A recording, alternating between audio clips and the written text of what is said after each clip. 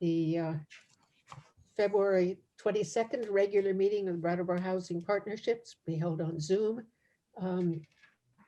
Call to order and review and approve minutes from the annual meeting of January 15th, 2021. Do I hear a motion? So move. I'll second it. Thank you. Any corrections, additions? All those in favor of approving the minutes as circulated, please say aye. Aye. Aye. Okay. Resident and citizen participation. We have Lois on the phone. Lois, any comments to the board?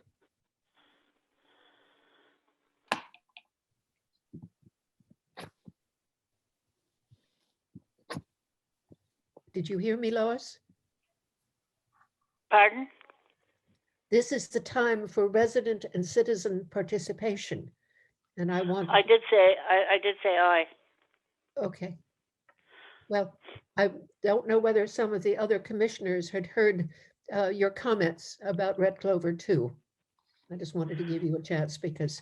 And it's just that we got to get used to it. I mean, it's just the fact that people on the outside, when they come in, they're so used to going down, making the loop to come out, and they sputter. They say, well, this took away our, without having to back up and, worried about somebody or an animal or whatever.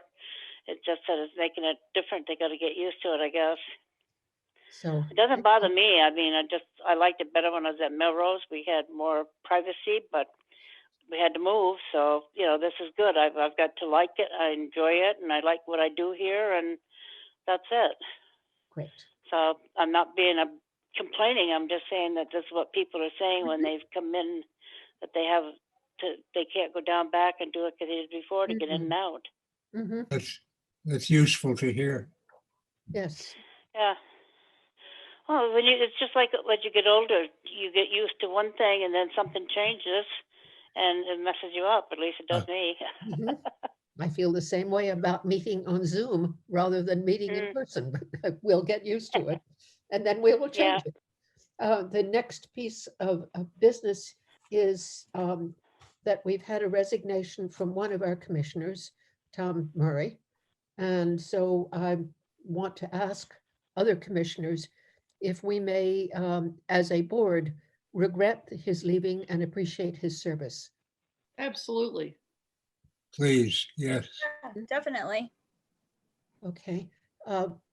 Shall I work with Christine to draw a letter of appreciation on behalf of the Board of Commissioners? Well, please do. Sure. Thank you. So I spoke about it briefly with her, and she was remembering that he has been a landlord for Section 8 participants, as well as a tenant himself. So he brought a lot of understanding about both of those situations that we're responsible for. The next step, of course, is that we are looking for another commissioner, and my term will be up in July. Whether I continue to ask for another 5-year term or not, I think I need to talk with people on the board and see whether I'm going to say, maybe I'm going to live forever, but I doubt that will be the case.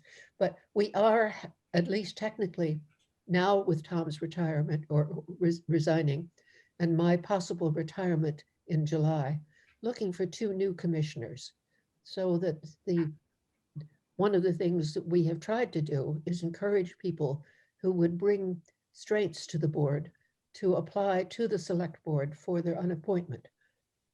And Christine, you had some thoughts about what strengths we might try to add to the board through new commissioners. Yes, I think that we have a very well-rounded board as of right now. We have someone who's really financially very savvy, several people, but with Donna's experience at the bank, that's very helpful. She has a very keen eye about financial management, which is helpful. I think the social services component that you bring in, Liz, and also Janet, are very helpful. I think many of you have financial backgrounds, which is great. And Byron obviously has a very amazing history of understanding affordable housing. So those are, it's great. I think the one area that I would, you know, I would sort of open up would be someone who really understands our family housing and maybe some of the struggles and some of the barriers that maybe some of our families are face. Younger population who's living with young family that might be helpful. Mhm. So I did reach out. I did just let Chloe Leary from the Winston Prouty know that this board posting was going to be posted in case anyone that she knew of, because they work with so many families, that might be a resource. So I will also reach out to other executive directors and see if they have any ideas. And I was thinking of youth services. yes, absolutely, youth services as well. So I will certainly reach out to them. It's a great idea. But you know, I think that anyone who wants to apply to be on the board, who really, you know, understands the work that we do, some of the barriers that we have with HUD, and I think also just someone who's maybe open to, you know, we're going to be going through a lot of changes. We have, you know, we have a new ED, but we also have just become a moving to work agency. We're doing our strategic planning. We're really trying to get our nonprofit board off its feet. So it's kind of an exciting time for anyone who's really looking for innovation. And so so I'm trying not to limit it. I'm kind of open to whoever just wants to, you know, come on board with us and join us in rolling up their sleeves and getting into some of this work that we'll be doing in the next few months, because some of this I'd like to get done. You know, if you were going to leave the board, Janet, it would be nice to get some of the strategic planning, at least the foundation, really done, because you have such a keen understanding of our organization. Thank And I you. hope you don't leave. And I hope you don't leave too, Janet. So I just attended a, let's see, reading of a libretto that my daughter is writing for an opera, and they are planning to present it in 2024. So I said, one of the things you are insisting that I live to be almost 90 so that I can be there, who knows? So we'll see if you can find people who will bring new ideas as well as new understanding.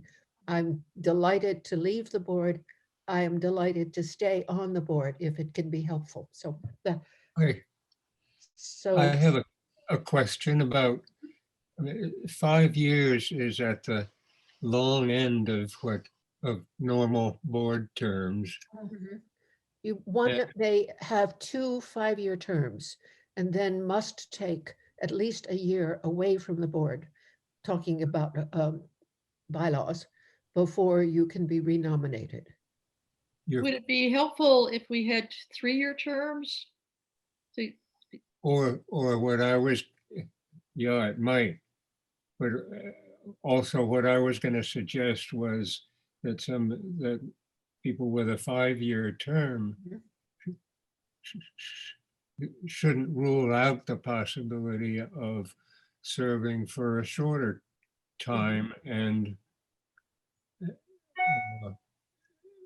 if someone served for 3 years, we'd be awfully grateful and then find somebody else.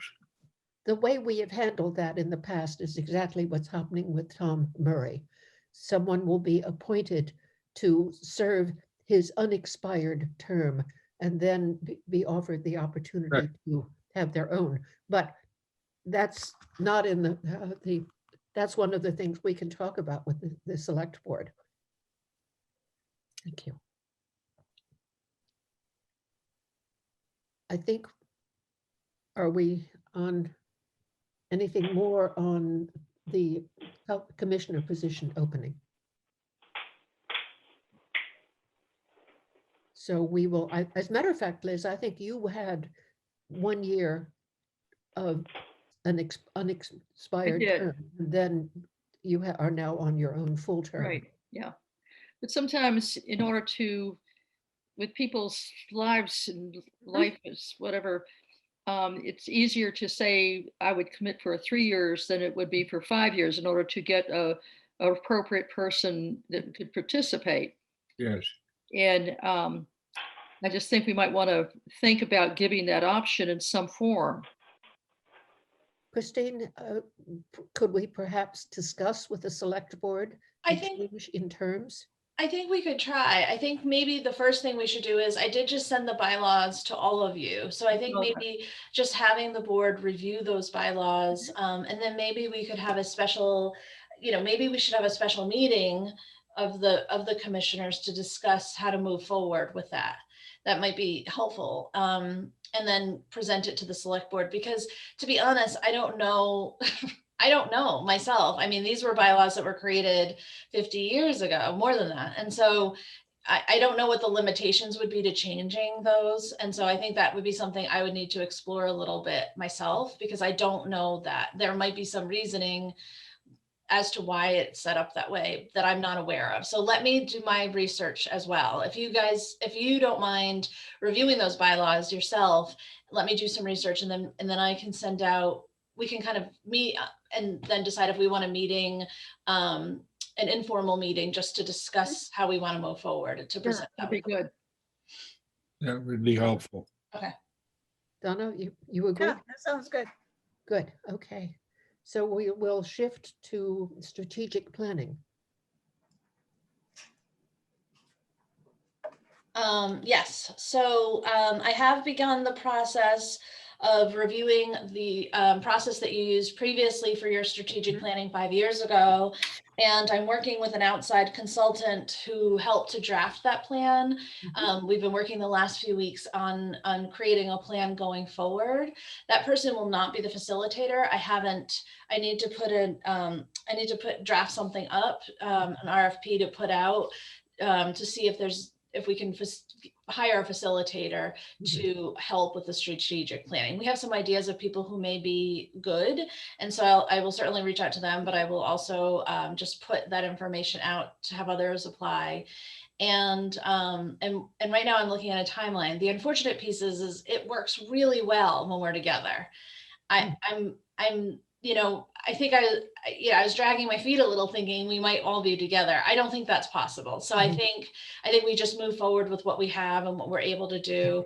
I think that we review what we've already done in the last, what our strategic plans was 5 years ago, and see if it makes sense to continue that same plan for another year, and then potentially start up, do this next year. But I don't really think so. I think it does make more sense to do this work now, because we have so many changes. I think it's a great opportunity for us to do this work. So I am laying the foundation. I just wanted to make you aware and drafting a timeline, and hopefully I will have that together for our March meeting, and be sending you information. So I wanted to put it on your radar, just so that you're aware that things will be coming from me probably more often in the next month than you're used to, just as these things come together. Yes, as I recall, this is when we changed the logo and became Brattleboro Housing Partnerships rather than Brattleboro Housing Authority, so that there was a real, the strategic planning indeed represented a lot of change in the organization, and this is exactly what we're doing now with MTW. Yeah, it's great. And the good thing is we actually have, most of our staff has been here through that process. We've only had a little bit of turnover. And so I think right before we did that strategic planning 5 years ago, we had a lot of turnover. And so we've actually had a lot of consistency. So there's many people who have been in both. So I think that's going to be helpful as well. Wonderful. Okay, COVID-19 update. So the only update I really have is that our SASH staff has been really working diligently to help people to sign up for their vaccinations. I have been in touch with the Department of Health. I've been really pushing to see if we could get clinics at our sites, and I have not gotten I have not gotten any help. They asked me to send them a lot of information, which I did, just about demographics for all of our sites. And they haven't secured anything. So right now, I think the best thing is our staff is working to get people to be signed up, which has been good, and making sure they have transportation. The state did decide as of tomorrow that anyone fully vaccinated can travel and they don't have to quarantine. Mhm. And I think that we will allow that as well for our staff Great. because they have been so limited. And I think that the next piece will be, the only other thing I can think of is they're doing a community photography program through the town for all essential workers. And I have reached out to them to have at least our maintenance and our support staff be part of that photography project. I think it's really important that people Absolutely. recognize how they have been working throughout the pandemic. Mhm. And I'm just thinking with, at least for Red Clover, having Walgreens right there would seem reasonable to take advantage of that if possible. Yes, absolutely. But I have been in touch with many of the EDs around the state, and we're all facing the same challenge. We're not unique.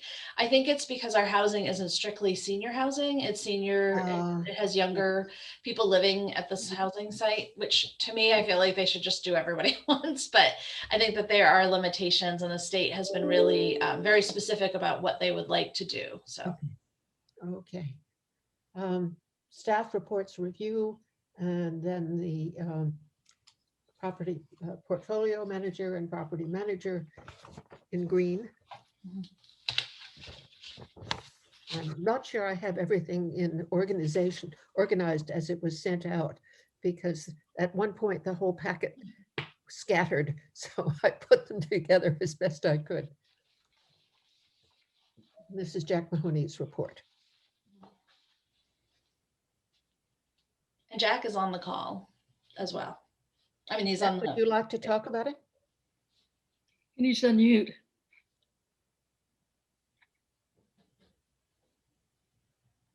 Jack, we can't hear you. You need to unmute. That would help. There we go. Yes. Sorry about Not that. only I that, wasn't sure if you were actually going to read it or. Well, we're going to, but I thought you were giving you a chance to comment on it would be a good idea. We Sure. have read it. Well, I was looking particularly at the Wi-Fi extenders at Red Clover Commons. Yeah, sorry. I'm just pulling up my. Okay. Take your time. Oh, there we go. Okay. Trying to figure out how to do it and keep everybody on. Okay. You can kind of. So yes, we installed Wi-Fi extenders at Red Clover Commons 1. Mhm. And, we're hoping to eventually provide all residents with Wi-Fi. I think that's down the road a little bit. I think right now the intent is, Christine, correct me if I'm wrong, but the intent is for SASH participants to use it, initially, Mhm. and then to be able to contact their doctors and so forth. And I've completely lost everybody, but if you can see me, that's great. Okay. So sorry. We can see you. Yeah. So it's just a great way for I think people, our residents to be able to contact their doctors, look for services, and really whatever they want. Question, does Comcast serve Red Clover? Yes. Okay, and they have Wi-Fi within their services? Yeah. Yes. So Yep. why would this be a different Wi-Fi? So what we did was we installed extenders. We have service that initially was for our office, Oh, okay. for our computerized control system, for our energy reporting system. Got it. I got it. Okay. So what this will do is actually reach out to all of our residents. Okay. Yeah. Super. And we got a better rate. Super. So a consultant came in, he says, I know how to get you a better rate. And he got, we're paying about half as much and actually getting service to everybody. So that's great. Wonderful. And we'll actually have that in Red Clover Commons 2 as well. It'll actually be on the same service. So we'll be serving both buildings through one, $150 a month Wi-Fi. And that will also enable us to have connect all of our thermostats and our heating and control system through the web, and just give us more flexibility on the type of system that we can have there in accessing and viewing temperatures and so forth. So Nice work. thank you. Yeah, that's very nice work. With Texas in mind, what preparation do we have for not having service? Not Not having, having heat. Non-hurricane. I mean, the grid going down, or not having Wi-Fi, or not having heat, or everything. Kind of all of the above. Yeah, because- we do have emergency plans. I mean, we don't have an emergency plan if the world shuts down. Like if there's just nothing. I think that would be a really, like Texas, it's an unusual situation. I think that we would work with the town to evacuate and try to get people to safe spaces. The same way we have our emergency evacuation plans for all of our sites in case there was a fire or flood or any of those things. I think in terms of, heating, we have a plan in place. We did lose heating earlier in the month on a very, very cold day, and we reacted very quickly. We started to come up with alternate plans in case we couldn't get the heat back on and such. So we do have emergency plans in place. I think, we found with COVID that you can't prepare for everything, that you tweak it as you go. But then, the thing I always remind myself, and I try to remind people, is we're not doing this alone. We work with the town. BHP isn't our island. We work with the town, we work with the fire department, we work with the police department. And so we're always in contact when we're afraid, when something goes on. So even when we lost electricity at RCC, we said, all right, if it's not on by this time, then we do this. And if it's not on by this time, then we do this. So we came up with a plan for the worst case scenario. That's great. Glad to know it. I'm not surprised with the way everybody pitched in when we had the flood in Melrose. That was a good example of that. Red Clover Commons 2. Well, the We building have envelope is looking pictures. pretty much complete, Great.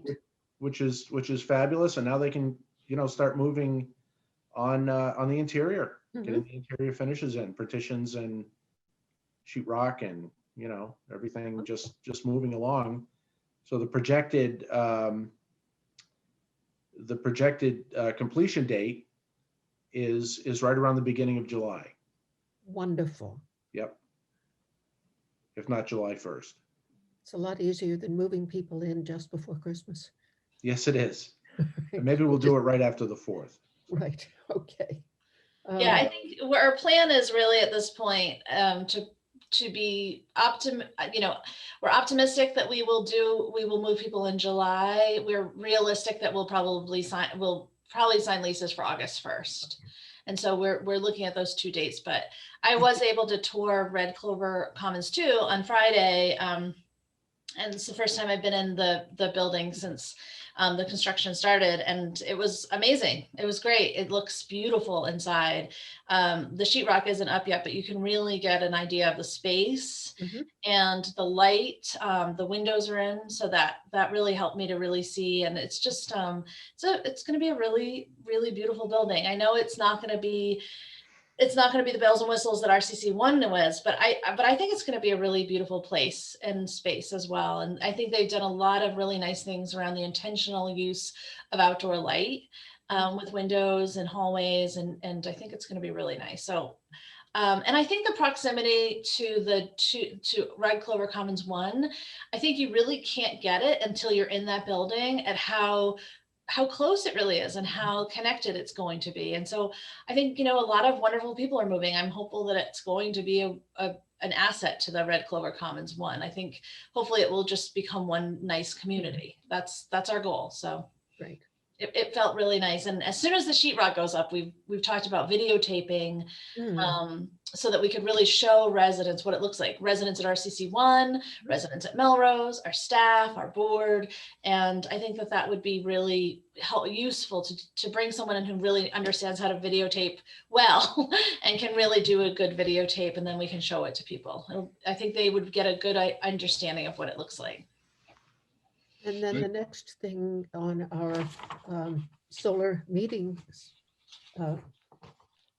solar project discussion. Yeah, so we were actually approached by a company called Norwich Solar. And what they do is they invest in solar fields and then sell back to the utilities. But they do need to have users signed on ahead of time, you know, to guarantee their investment, pretty much. So what we would like to do, and we're seeking approval, is to sign on with them for a 25-year contract that will save us a tremendous amount of money. I did attach Yes. a schedule. Yes. And as you can see, this actually is half. So this is only one of our two contracts. So we would be saving basically everything on the BHP annual savings and the cumulative savings. We will be saving double that annually. Remembering all of the projects that we have started and not been able to finish, this would be remarkable. Yeah, yeah. Plus other commissioners. Sounds good to me. If they have their own field, we don't need to provide space for that. What we're providing is reliable contract, reliable customers. That's right. Well, just wondered, that was, even though it didn't sound like a question, it really was a question. It So, does seem like a wonderful savings. and it's good for the environment. So do And- you have a the form for a vote that we would need to vote in this meeting for the contract you need, Jack? I'm sorry. So you'd be looking for the contract itself? No. If you need a resolution from the board, do you have a form for that resolution? I do not. I was not aware. Sorry that was required. But you did say that you needed a resolution from the board. Yes, Christine, are you aware of the process for that? Yeah, I'm for some reason I thought, so I apologize. I thought that the board resolution, we just needed a resolution from the board to review the information that Jack submitted and then have a formal resolution deciding whether or not BHP could invest in this. So I don't have so I guess I'm not sure what you're looking for, Janet. My apologies. I didn't know whether there were, I mean, are we agreeing we're going to contract with Norwich, or are we agreeing to the particular terms of the contract with Norwich? That's why I was asking if you had the form. Perhaps what we can do is, if there is support, So I we think can then authorize Christine to conclude a contract with Norwich. Would it work for us to now approve this in principle with the understanding that a contract would be brought to us later? yes. So I think that we're doing that at this meeting, where you will decide whether or not you would like the BHP to move forward with this. And then once we have the formal contract, we can present it to the board and send it to the board for your final review before we sign. That's the kind of process I was trying to ask about. Sorry, that's, thank you. Okay. Do I hear a motion? I move that we approve this plan in principle with the understanding that we will see it again and when there is a contract. Second, Thank you. Any further questions, discussion? Jack, does that get you what you need for your next steps for them to give us the contract? Yes, I actually have the contract ready for signature. I need to attach a couple of HUD pages and it's ready to go. Okay, so when So it's that's just- ready, I can send it, I'll send it out. Just send it to me and I can send to the board. Sure. And we can perhaps vote, not wait until the March meeting. but Sure. Vote electronically in contact with Christine. Okay, Fabulous. we have a motion to approve in principle and having a contract with Norwich Solar to contract for their services in providing solar energy. All those in favor, please say aye or hand up. Aye. Opposed, no. Anybody abstaining? Okay, Thank you, Jack. thank you very much. Thank you.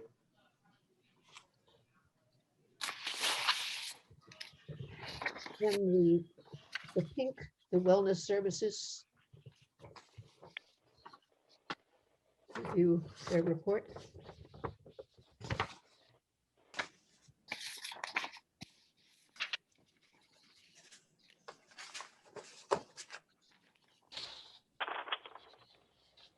I'm always interested when a report starts with January was a busy month.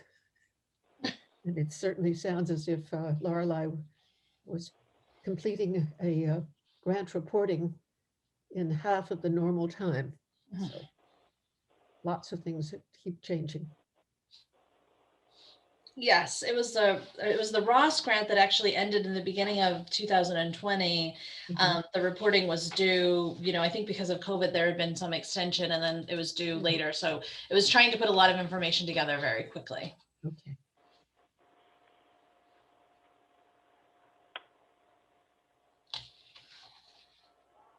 I'm sorry, what are we on? We're on wellness service monthly Okay. report. It's the pink Thank form. you. it's a good report, very thorough. The Evernorth Connections, which is completing its first round of long-term survey project, to better understand how low-income households throughout Vermont are managing through the COVID crisis. They reached out to us. Have there been any follow-up on what the information that they have received? Yeah, if you look, if you actually turn the page, the next okay. page, there should be some information. It's a little hard to read because of the way it printed.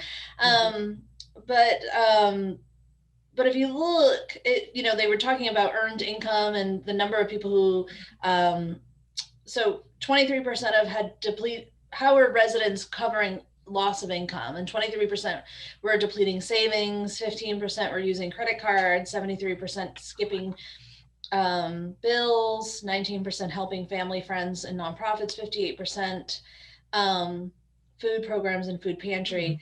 And so, the interesting thing about this is they did look all over the state. And, we work with Evernorth, specifically with Red Clover Commons and A.W. Richards. Okay. However, we interviewed people from our whole portfolio. So we interviewed people, they were really looking at a really broad, so families. And so we did interview some of our families from our RAD properties for this, which was helpful. Certainly the people in Moorcourt and Ledgewood Mhm. would be particularly important to review. Yes. Because they're less likely to have entitlement programs and entitlement financing, Mhm. thinking of Social Security. Yes, we have far fewer people who are receiving a Social Security at those sites. Mhm. Were there any surprises for you?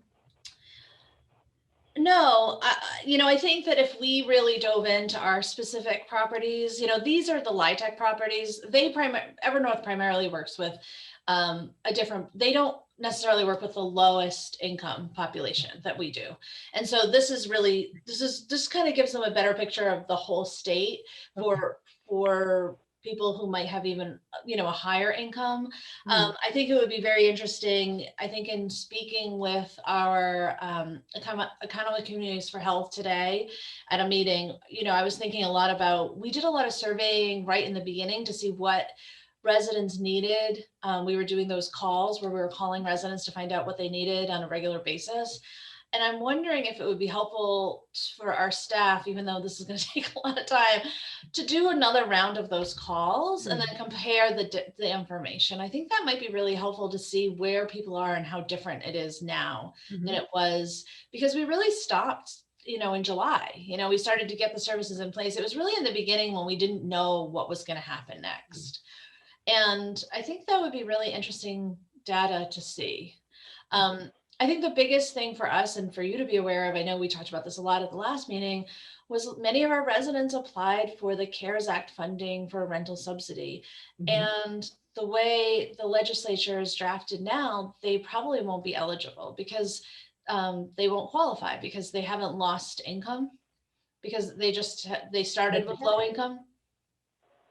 And so that's a little frustrating for me, but the legislature, it hasn't been finalized yet. We haven't seen what the rules are yet, but that is how the initial draft is looking. And so many of our families who just have always had low income or people who are on Social Security won't be able to qualify because their income hasn't changed.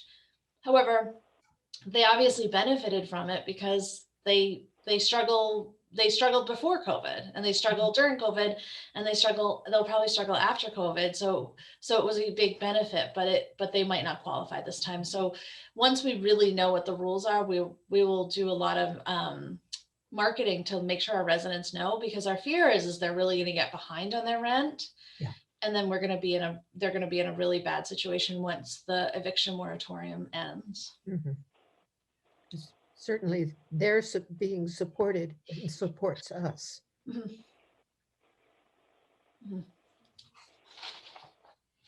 The SASH Shona Baz report.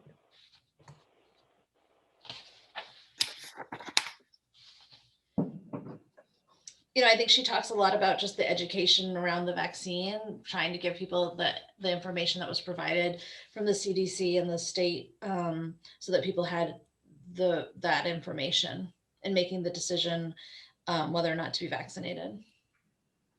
Have there been many vaccine resistors that you've been aware of? Not amongst the residents. The residents of this age group, no. Could I ask where things are at on vaccination of staff? Yes, we've had, out of our 18 staff members, we've had 8 that have been vaccinated, fully vaccinated. And so the rest were offered. Some people decided to get the vaccine later on, and they don't work directly with residents on a regular basis. So the hospital has now put them sort of towards the back. They offered it to anyone who works with residents on a regular basis. And so we signed people up right away. The people who signed up right away were vaccinated.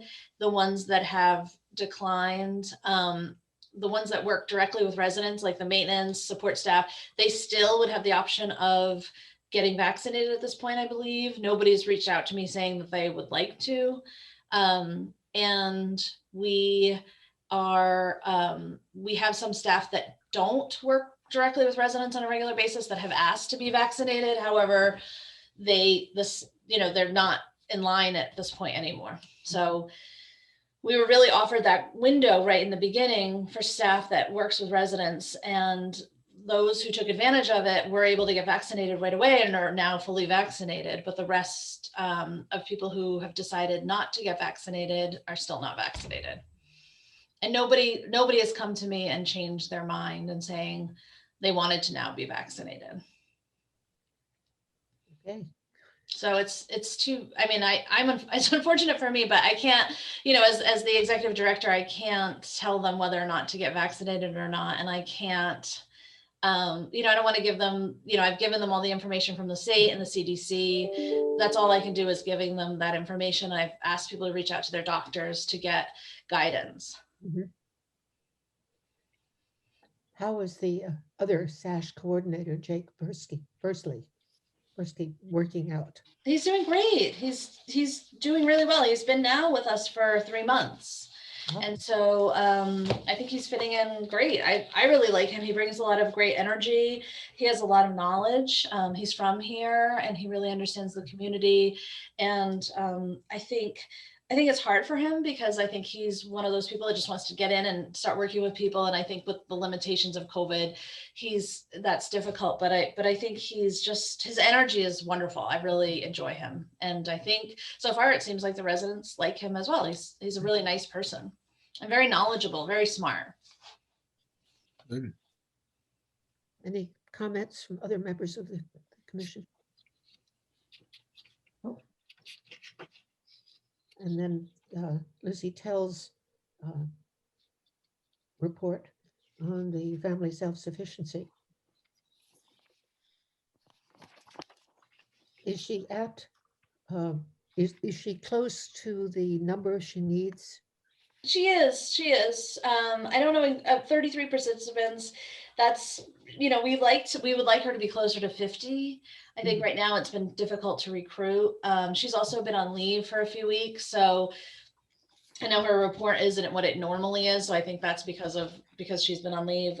She's just coming back this week part-time. So I think, I think that we really want to boost those numbers. And I think, when we really dive into moving to work, I think maybe relooking at that program and seeing how we could change it a little bit to incentivize people joining.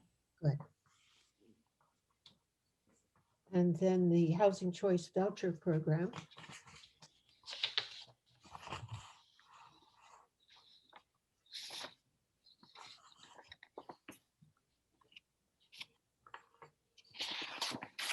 Or what color it is. It's purple. Feeling it probably disappeared when things. No, here we go.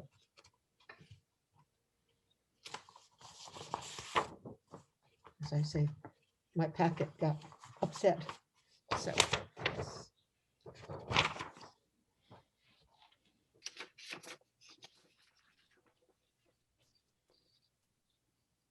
Section 8.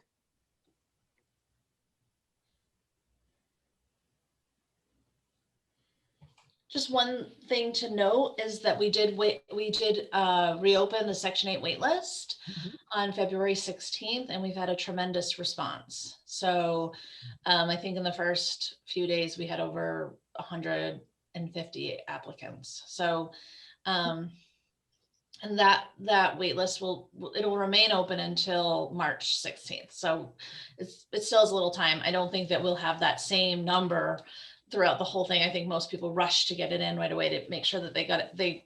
Their application was on the top of the list, but that will remain open. The new improved consolidated initial application, how well is that working?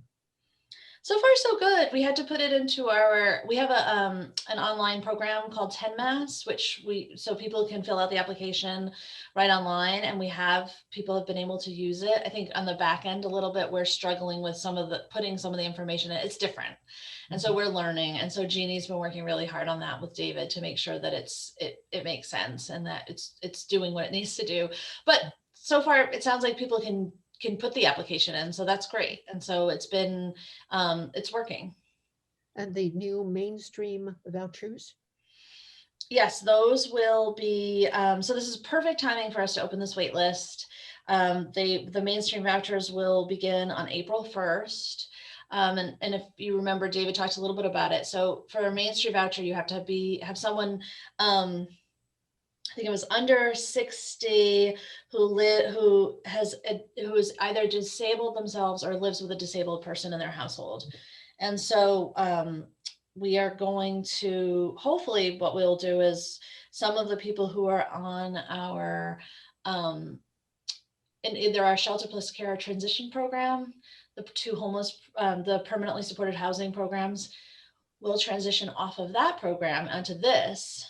And then we can open up room in that program for people, for new people, because some of the people have been in this program for years and they really don't need that permanent supported housing anymore, but they don't have another voucher to move on to. And so this will really help us to move some of those people out of that situation, and then add new people who are coming from being homeless directly into those two programs.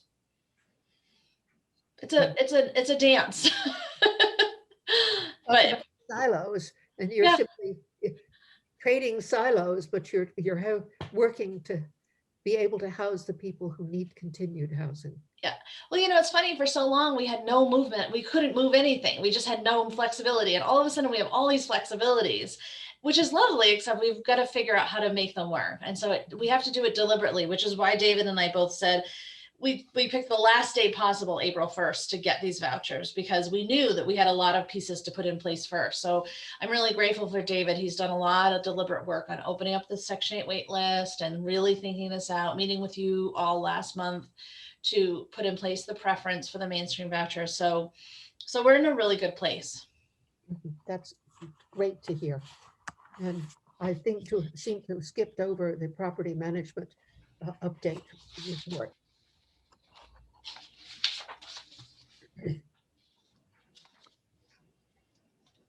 That there's one vacant unit at A.W. Richards, and RAD units are slowly filling up. I guess I'm puzzled that there were many vacant units. Is that because of COVID? We couldn't move people in? We had a little bit of a backlog because of COVID, for sure. We had some, right before COVID, we had a bunch of vacancies that we needed to do the turnovers for. And then we were filling those, and we had some people move around. And so we're just starting to be totally on top of, we just don't have a lot of vacancies. Now we don't have a lot of vacancies. So we just got to that point. And rent receipts.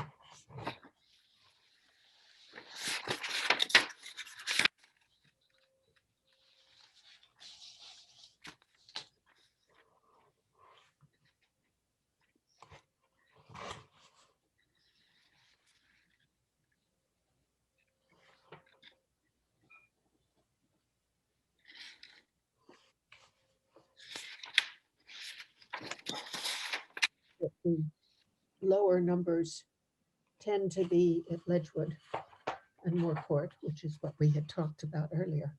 Yeah. Can I ask if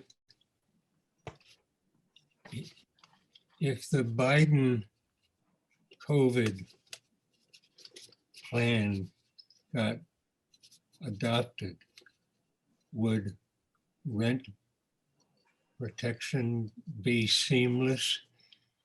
There would be no gap from what has been available? You know what I'm asking? I'm not sure, but the Biden plan, which has yet to be voted in, I thought I heard from Christine that the way the money might be used is being determined by our legislature. And she was concerned that the way the qualifications go, our tenants may not, because they haven't lost income or lost housing, may not qualify. I may not have understood that completely, Christine.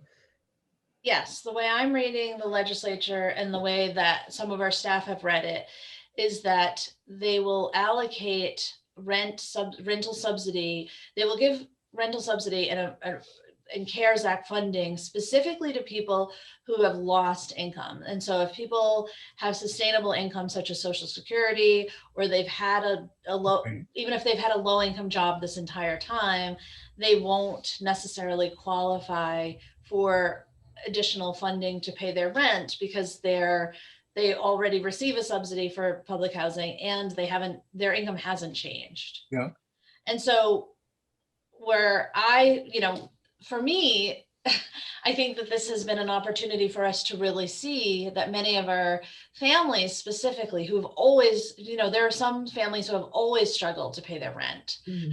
This was the first time they've ever had a zero balance because they only pay 30% of their income, but their income is very low. And so it's really hard to have a family on that income. And so this really gave them this boost.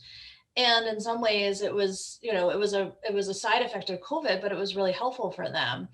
I think, with this limitation, we might find that many of our residents don't qualify for that. However, as I mentioned, the Vermont State Housing is the one who is facilitating the funds for this. And so I don't have the direct rules yet, but as soon as I do, I will send it to the board as well. I think it's going to be really important for you to see as well, because I think if our residents don't understand that, they may think that they'll be receiving the subsidy and they won't. And so we'll really have to communicate to them that they may not qualify, unfortunately. Would advocacy from the board make any difference with Vermont Housing Authority? Well, yeah. So they won't decide. They'll just be the ones that tell us what the rules are, because they'll write it out in clear language for everybody. I think that there's still some back and forth between the legislature. So I may be calling upon you to do some advocacy work once we get closer. But right now we're not at that point. But it may be very soon. Okay. Do let us know. Yes. Absolutely.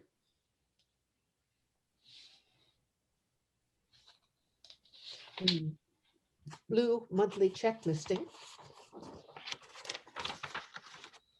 For And those two that- bigger ones for excavating, was that for Red Clover too? Those two bigger ones, Oh. Bernie LaRock and Tom Call. Let me see which ones they were. LaRock. Do you remember off your top of your head, Jack? I don't remember the $45,000 for LaRock. Was that RCC? Or was that part of the project for? No, the only thing LaRock did in connection with Red Clover 1 was something in the $5,000 range. So no, that must be Red Clover 2. But it shouldn't be billed to us. No, this must be was it from the work for the summer? From Melrose. Oh, I'm so sorry. Yes, that would be all of the paving work that they did for us. Yes, and line striping. Sorry, I don't have it up. That's okay. It was from the beginning of January for $45,000. Yes. I wasn't sure. That's correct. Yep. And then the Tom Call excavation, that's specifically for the Melrose Terrace, That's correct? Melrose. That's right. That's the demo. And the $14,000 for MVP healthcare, that's our health insurance. That's our monthly, that's what we pay monthly, yes. For our staff health insurance. Well, that's what I was Yeah. doing. And some very attractive, very helpful pictures of Red Clover 2. Although I need to just orient for that. But I can see what you mean by windows that taking full advantage of daylight.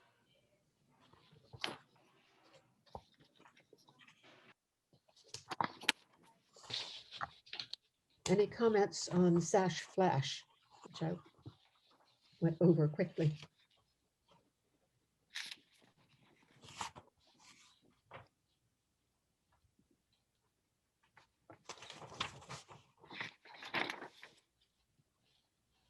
Are people using the work order reminders for emergency work orders? I could probably ask Jack on that. I was looking at the advertisement or the reminder about work orders in the SASH Flash.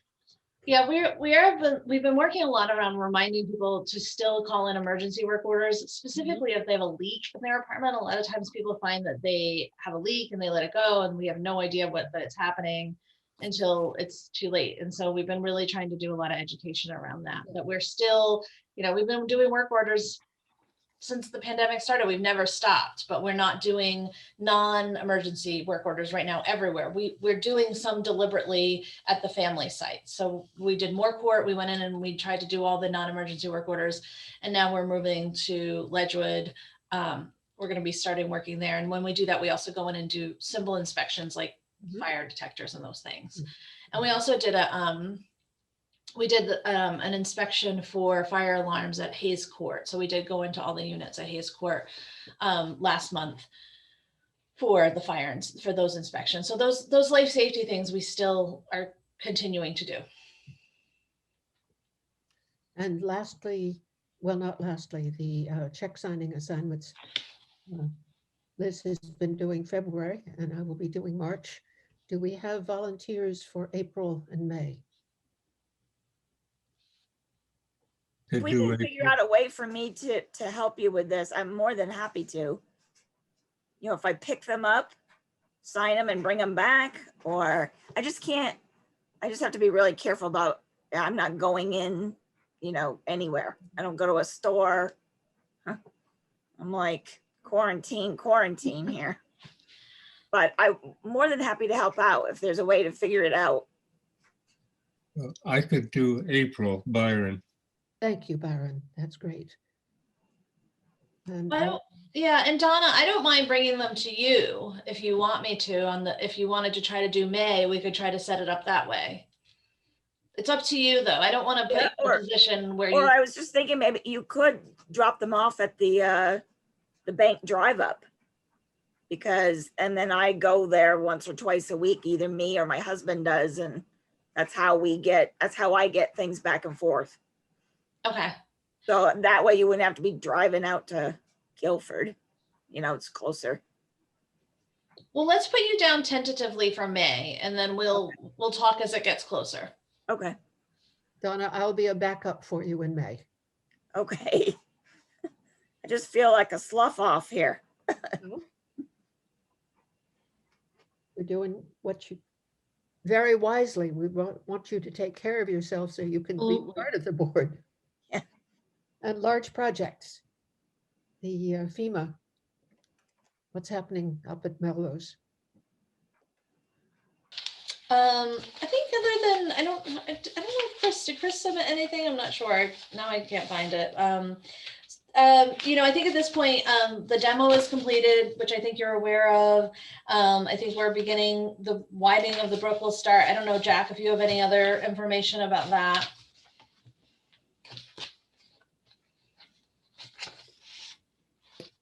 No, Jack, sorry.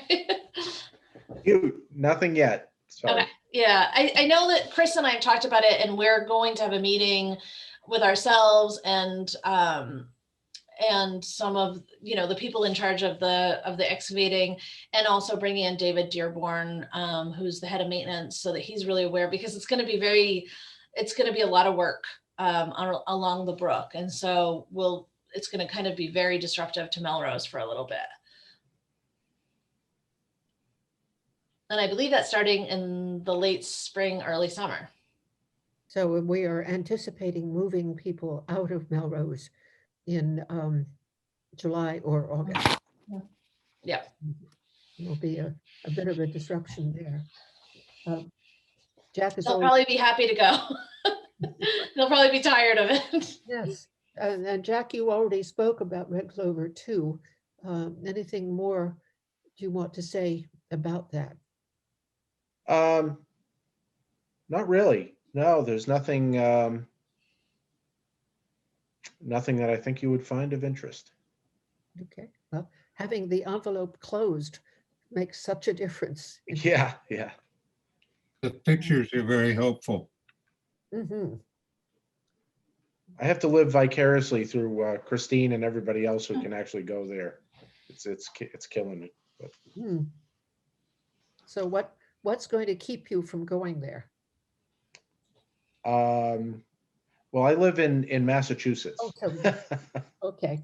They don't want, there's a big sign that I'm not allowed in the state. So are you vaccinated yet? No, I've been trying. That makes a difference. Yeah, yeah. As soon as that happens, I think I'm good. Yes. Yeah. Yes, indeed. We talked about Melrose relocation. Any more comments on that? No. The only thing I would share with you is that we did have another, so a formal letter went out on last week, asking residents to identify where they would like to go, and that we will be formally moving them. And we've gotten responses back. And so I think the last I saw, we do have at least, I think we have 17 people who want to go to RCC II. We have some people who really want vouchers, and we have some people who want our other housing. And so we have to, I think we're at the point where now we're starting to put the pieces together. If anybody wants to move to our either Hayes Court or Sam Elliott, we're now starting to keep those apartments ready. As they come up, we're going to offer them right away. They're going to have to move sooner than that. So I think that, we're already starting to think in that direction, and people may change their mind. RCC II is a non-smoking campus, and it's a long walk for folks to get from that building up to smoke. And it's going to be, that will be a big challenge for some. It's a barrier. Well, we've been trying to go non-smoking. Yes. Well, I mean, all our properties are non-smoking, but not all the property. Like, there's no smoking in the units, but some properties, like at Hayes Court, we have a smoking pavilion, which makes it easier. But the RCC II, there isn't a place to put a smoking pavilion. It just doesn't really work. So that might be a little bit of a challenge. So we're seeing, we're educating, offering tobacco cessation for anyone who's interested, but really educating about what that will really look like. Okay. And moving to work. So right now, I have been attending all of the moving to work trainings through HUD and putting together a timeline. And so I will most likely have something to present to the board at our next meeting, which will be our formal acceptance into the moving to work program, which I'll then submit with HUD. And that sort of creates a chain of events. I did learn on Friday that we are receiving a $25,000 grant for a software upgrade. So that will be helpful as well, and through HUD. And then I also joined the Moving to Work collaboration, which is a network of other moving to work agencies from around the country who have been, they're called the legacy organizations because they've been doing it for so long. And Keene is one of them. I actually met with today. And so we are part of that group for a year. We have free membership for our whole organization, and that's going to be really helpful. They're a huge resource. So they'll be a resource to our board. They'll be a resource to our staff. And so I met with them today, and that was great. And so I'm just starting to learn as much as I can and attend these trainings and really get a lot of information. And I think we're going to be ready to move forward very quickly. And and for you, I don't know if you got my email, but I did send out a survey, a link to a survey for anyone who wanted to vote on any of the names that have been submitted. Yeah, Very it was a good survey. Good. Lauren, do you have a comment? No. Okay. I hope that members of the commission will make sure to vote. I hope so. I don't know who votes. I just know the number of votes. So I can't hassle anyone, which I don't like, but. It was easy. All right. One question I thought would be the best, so. Thinking in terms of strategic planning, would it be a good idea for us to try to include connections one way or another with the board for the Keene agency? Yes, I think so. Because if they have some different ways of working with the flexibility of moving to work, I certainly want to know that. Yes. Absolutely. And, It's interesting because what I'm really doing now, and it's taking a lot of time, is I'm just reading all the other plans that I can get my hands on. You know, I just take a few home for the weekend and I try to read them over the weekend, and just trying to get ideas from other places and trying to really, I guess, just get a better understanding. And it's taking a little bit of time and some deliberate sort of thought. I don't want to really, I mean, we're already in, but I'm not ready to pull, you know, I'm not ready to like run in. I want to do this in a way that's very sort of thoughtful. And so there are some pieces that I'm trying to put together first to present to you. And then I think that would give us some ideas of what the next steps were. And I think maybe that would be helpful to talk to one of the other agencies, whether it's Keene or anyone. I mean, there's agencies all over the country. Keene might not be the best mirror for us, although they're super helpful, and they're close, but maybe Northampton would be better, or Cambridge. I'm not sure. Yeah. I was going to ask, who is near us, who is part of this program? So yeah, it's Cambridge is by far like they're the biggie, you know, they're the ones they're big. And the executive director in Keene worked in Cambridge before he came here. But Northampton as well. And I don't have a connection there yet, but I can certainly get one. Well, among other things, I think we would benefit by working with agencies that are more or less the size that we are. Mhm. Because we were over, I think it was 250. We were then lumped with all of the big ones. And there was a big gulf in between. Yeah, there is a big difference between us and some of the other agencies, for sure. But I think Keene would be helpful. They just have a lot of knowledge and they're so nice. They're great to work with. That might be a good choice. Now, is there any other business? Yes, it's what I sent you over the weekend. The Lorelei Morissette and Chris Hart have drafted up. They're beginning to consider an application for a Vista position for this coming year. And I need approval, a resolution from the board to allow us to make the application. So moved. From Liz. I'll second it. Thank you, Donna. I put it beside me, but I haven't written it on my agenda. Any questions? I know we've benefited from having Vista workers before. And I will tell you, I'll just read you very briefly. I talked to Lorelei today and I sort of jotted this down. So her vision is for a solid-based program incorporating resources for food, community garden use, nutritional programming, including education, cooking, shopping, and also incorporating other programs like the summer meals program and a vegetable stand at the farmers market for residents to learn skills that would be transferable for employment or community volunteering. Wonderful. So I was like, these are big ideas and they're amazing. So they're great. So I think she's going in the right direction for sure. This is up your alley. Yes, I'm not sure whether it would be relevant, but in the past, the Vermont Agricultural Extension, based out on a former Famolari property, has been very helpful with community-based agricultural food raising projects. I will definitely make a notation of that and put it in the notes and share that with Lorelei. That's helpful. Thank you. I can get you a name if you want. That would be great. Thank you, Byron. So I think I asked for a motion and Donna seconded, but I didn't have a vote. So all those in favor of supporting and appreciating this proposal, please say aye. Aye. Opposed, abstaining. Okay.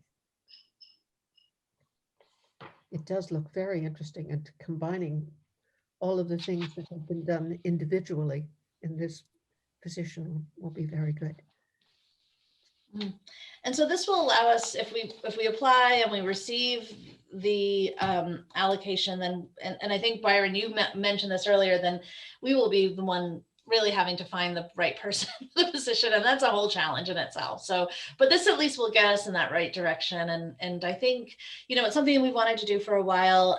Brattleboro Housing has done this in the past, and sometimes it's been great. Sometimes it's been a little tricky.